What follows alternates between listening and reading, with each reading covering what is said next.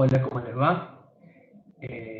Estamos comenzando el capítulo 4 del libro de Físico-Química y vamos a empezar a hablar de la parte de química. Ya finalizamos todos los contenidos referentes a física. Bueno, respecto a química vamos a ver algunas cuestiones necesarias como para comprender cómo se determinan las masas de los elementos o compuestos. Bien, hay distintos tipos de masas en función de cómo quieramos expresar nosotros los valores de cada una de las opciones que tenemos. La primera que surgió de todas se denomina masa relativa. Relativa quiere decir referida a algo. Entonces es una escala de masas donde hay una unidad que se llama unidad de masa atómica, que nosotros la abreviamos como UMA y decimos UMA. Esa unidad de masa atómica es la 12ª parte de la masa del carbono 12. Bien, eso es una UMA, es una unidad muy chiquitita y nosotros podemos encontrar los valores de las masas de todos los elementos de la tabla periódica precisamente en la misma, ¿sí?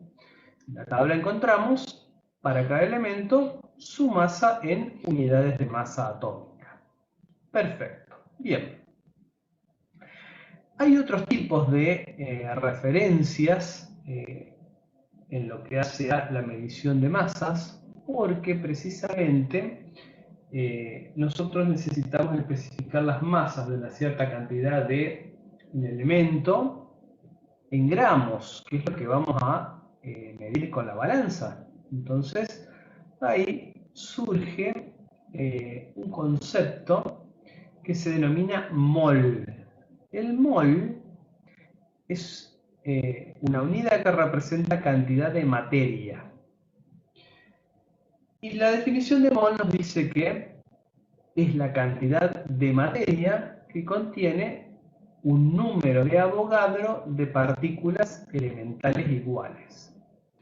Bien, ese número de Avogadro es una cantidad constante o fija y representa una cantidad muy grande. Es 6,023 por 10 a la 23 partículas elementales. O sea que si yo tengo esta cantidad de átomos o de moléculas, estoy hablando de que tengo un mol de átomos o moléculas. Bien, ese número no surge porque sí, sino que tiene una demostración que después nos va a servir para relacionarlo con la masa relativa con otro tipo de mediciones de masas de los distintos elementos. Bien, en principio podemos decir que también podemos definir la masa molar o la masa de un mol. Bien, la masa de un mol puede ser de un mol de átomos o de un mol de moléculas. Esa masa es numéricamente igual a la masa atómica expresada en UMA, pero en gramos. Es decir, si yo estoy hablando de una molécula o un átomo, expreso su masa en unidades de masa atómica. Si estoy hablando de un mol de átomos o moléculas, expreso su masa en gramos, pero el número es el mismo para los dos casos. Esa es la particularidad. Para que esto más o menos se entienda, porque quizás con la definición sola uno tiende a confundirse o no comprende por qué. Bueno, por lo pronto podemos decir que la masa de un átomo de carbono es de 12 unidades de masa atómica. En cambio, la masa de un mol de átomos de carbono, es decir, 6,023 por 10 a la 23 átomos, es 12 gramos. Bien, entonces ya tenemos definida la masa molar y la masa relativa. Tienen el mismo valor, pero tienen distintas unidades porque hacen referencia a distintas cantidades. Bien, después tenemos la masa absoluta.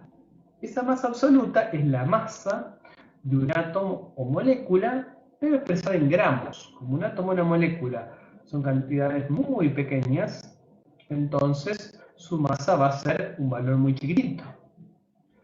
Entonces, ya después vamos a ver que van a ser valores que nos van a dar del orden de 10 a la menos 22, 10 a la menos 23, valores muy pequeños. Bien, entonces, resumiendo, tenemos que la masa relativa es la masa expresada en unidades de masa atómica para un átomo o molécula. La masa absoluta es la masa expresada en gramos para un átomo o molécula. Y la masa molar es la masa expresada en gramos, pero para un mol de átomos o moléculas.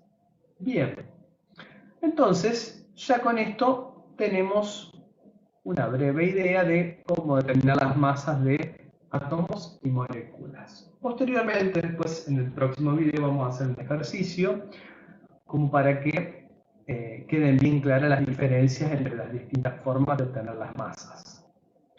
Bien, a continuación vamos a hablar de algo que solamente hace referencia a gases, que es el concepto de volumen molar normal.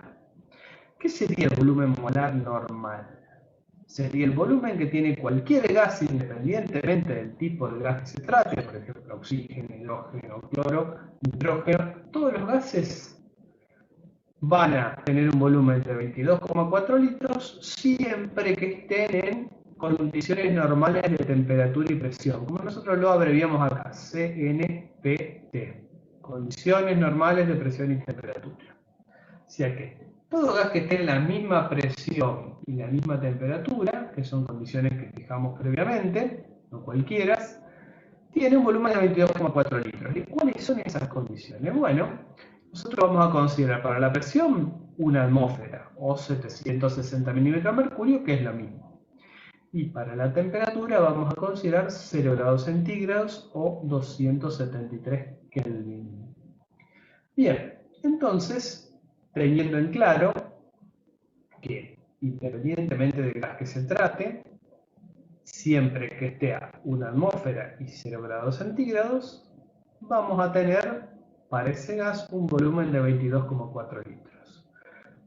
Con ese concepto, después vamos a hacer el problema 2 como para relacionarlo con la práctica y vamos a tratar de comprender mejor el concepto. Bueno, los espero en el próximo video y vamos a desarrollar los problemas.